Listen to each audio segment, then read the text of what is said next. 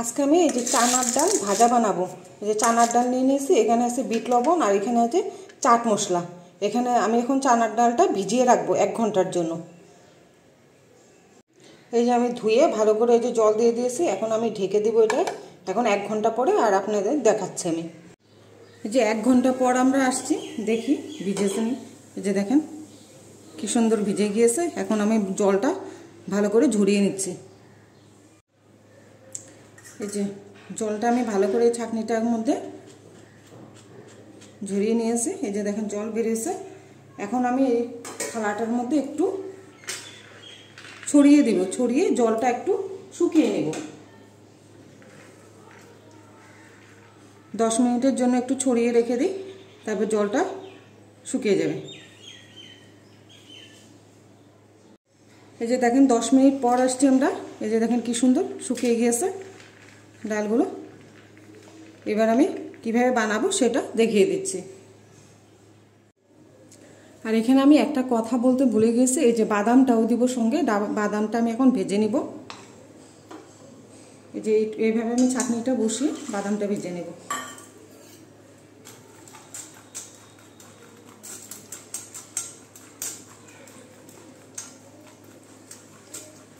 এই যে দেখেন এইভাবে ভেজে নিচ্ছি আমি।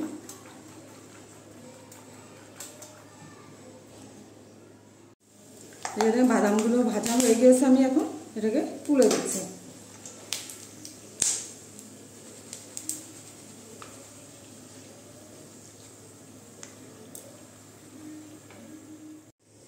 এখন দেখেন এইভাবে এই তেলের মধ্যে দিয়ে দেবো এই যে চানাগুলো।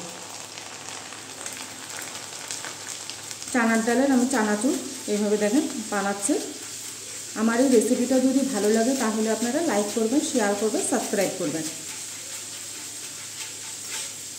এই যে দেখেন কি সুন্দর হচ্ছে।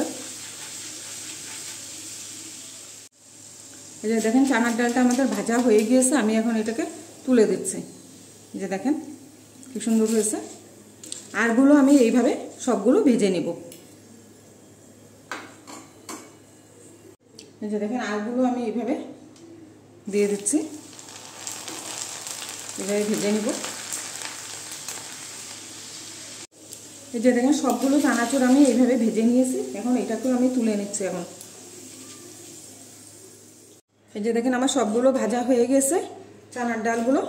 এখন আমি এটাকে কিভাবে বানাবো সেটা দেখিয়ে দিচ্ছি। এই যে বাদামটা দিয়ে দিচ্ছি, এই যে দিয়ে দিচ্ছি বিট লবণ, আর এখানে দিয়ে দিচ্ছি আমি চাট মশলা, দিয়ে ভালো করে মিক্স করে নিচ্ছি।